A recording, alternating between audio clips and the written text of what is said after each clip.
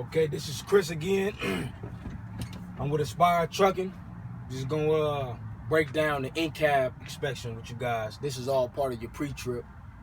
So those for you guys that just thought that it was just gonna end when you outside, it's the second part to it. When you first get in, the first thing you wanna do, put your seatbelt on. Seatbelt works, operational, firmly attached to the vehicle. Now this is part of safety, so you don't forget. You want to talk about your 6 fuses that you got up here.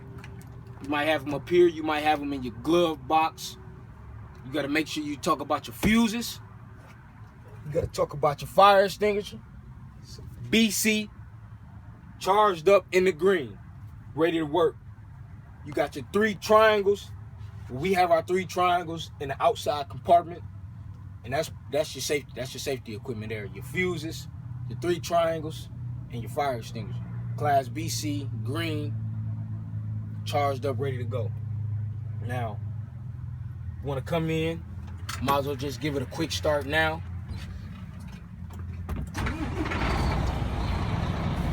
First thing you want to say, okay, you heard that beep noise.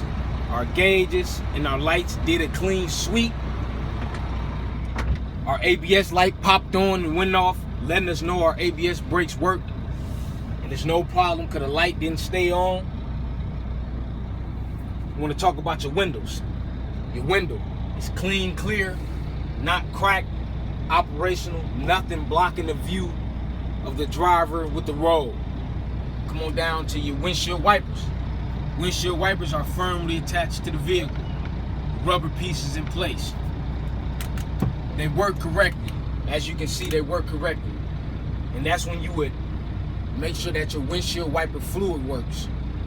You know, make sure that works, because you can get pulled over and a police officer or a person, a sheriff officer or whoever can stop you and do a level 1 inspection.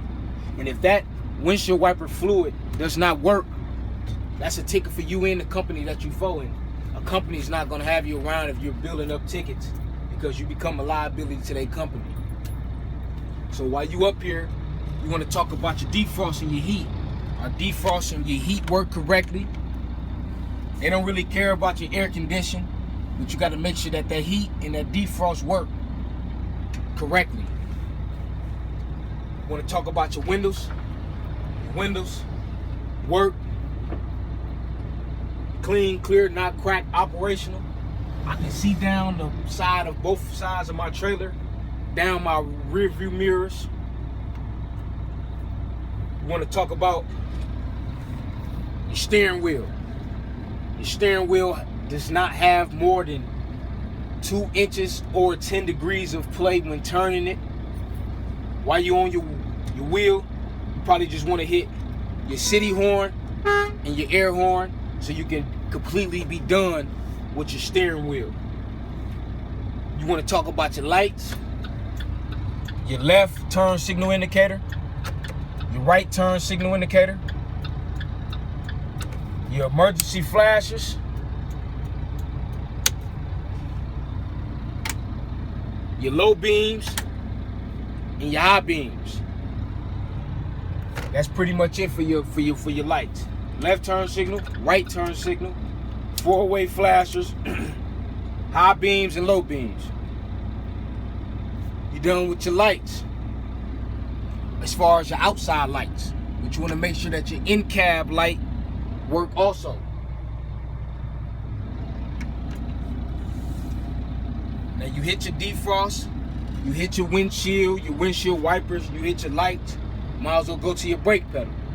Your brake pedal, it's not sticking. The rubber piece is in place. Your throttle, it's not sticking either. And that rubber piece is in place also. Now, you hit your lights, you hit your brake pedals, your throttle, your horns. You hit your steering wheel. Make sure you want to make sure that your steering wheel does not have more than 2 inches of play or 10 degrees. You hit your defrost. Make sure that you can see down both sides of your trailer out your rear view mirrors. Now, you want to talk about your gauges. Your gauges, when you first came on, your gauges did a clean sweep. Now, with your gauges, this gauge here,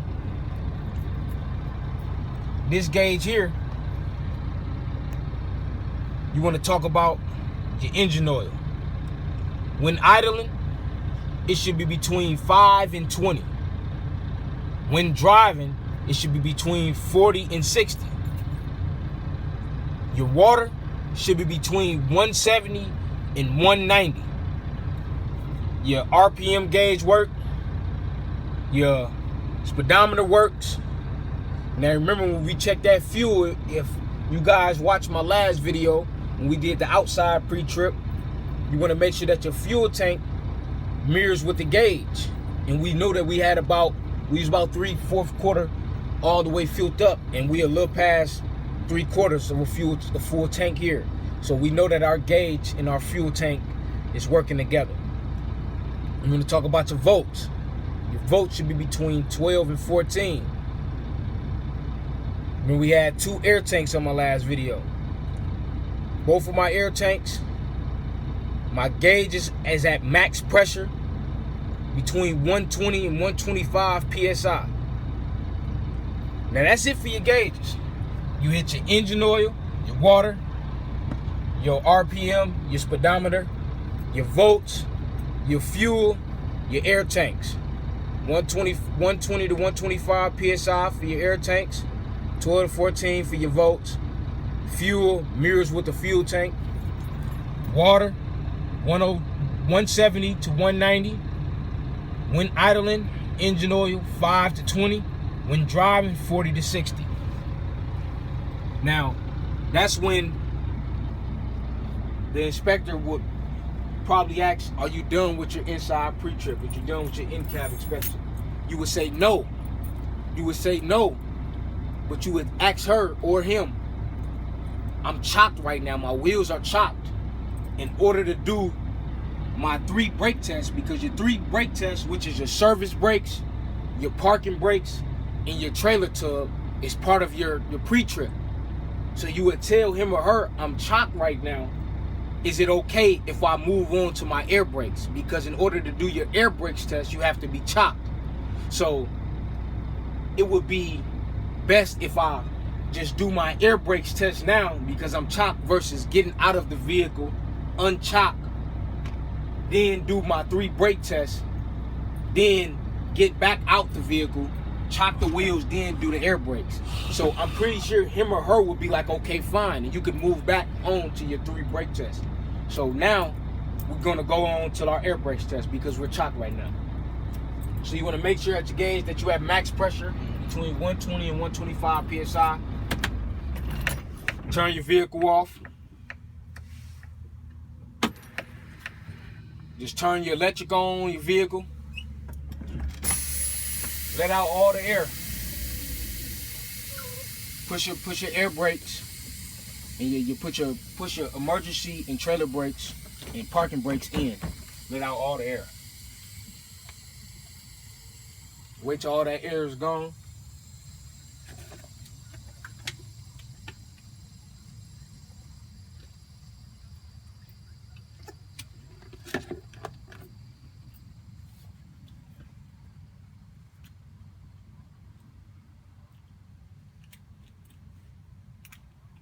Okay, we hear that the air is gone now, so we're gonna start our air brake test.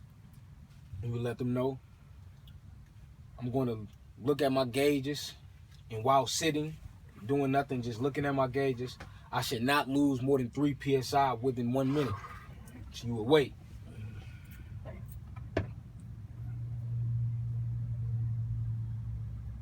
When that minute go by, you would let him or her know I did not lose more than 3 PSI within 1 minute.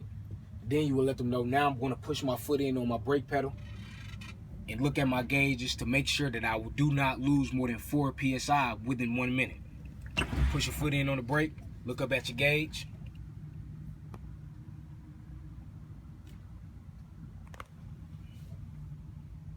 Look up at that gauge.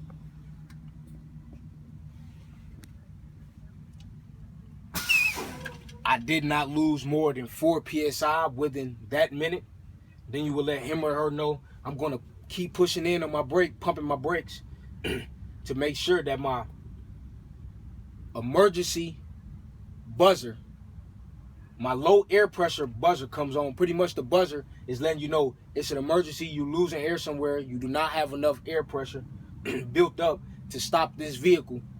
So you need to get the vehicle off the side of the road. You need to get the vehicle to the side of the road, off the highway, off a city street or wherever as fast as possible. Because what will happen is when those emergency brakes come on, it's nothing you're going to do, and all your trailer is going to do is skid, and you're going to hurt you and somebody around you. So I will pump my brakes.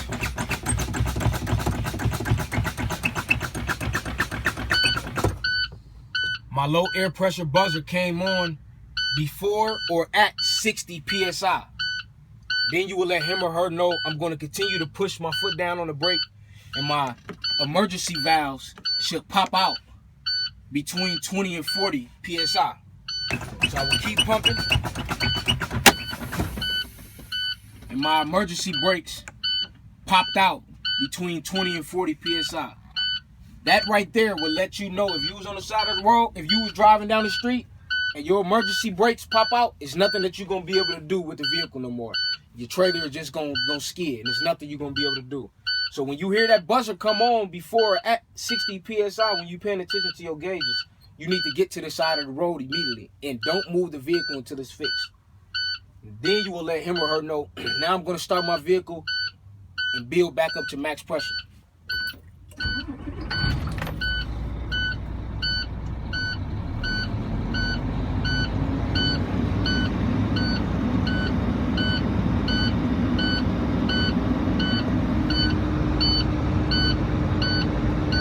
Gauge is right there. Gotta wait till it get between 120 and 125 PSI. That's max pressure. It's at about 60 now. Got a little ways to go.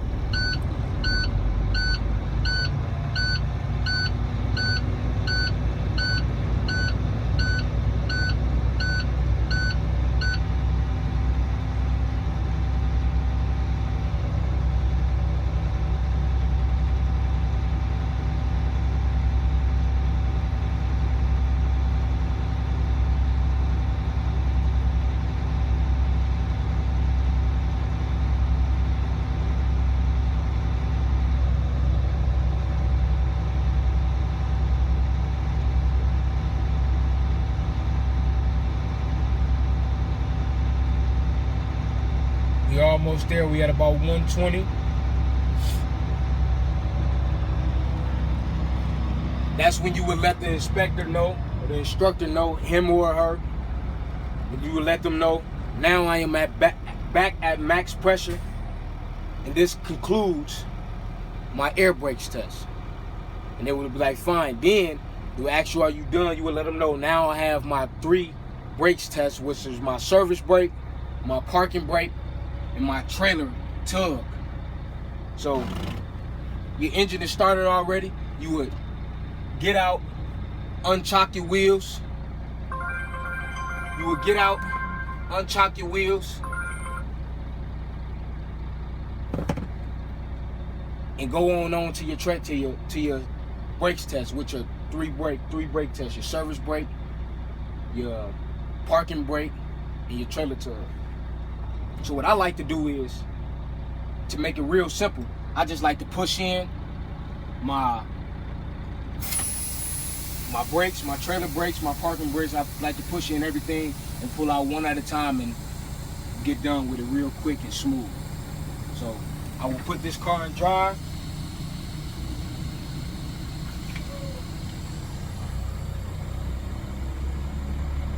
Go up about 5 feet. Stop. It's a firm stop. Let them know my service brake worked correctly.